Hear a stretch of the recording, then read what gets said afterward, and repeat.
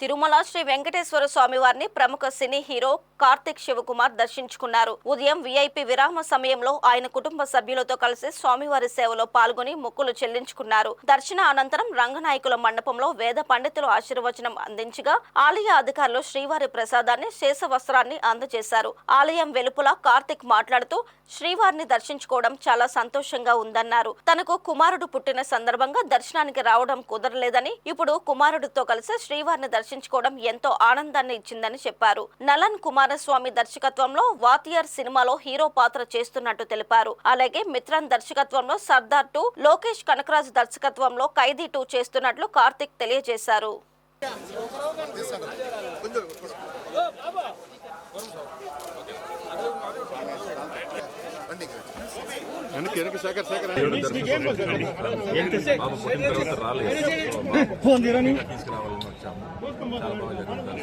బాబా తీరు అండి. ఆ తర్వాత సర్దార్ 2 జరుగుతుంది. 5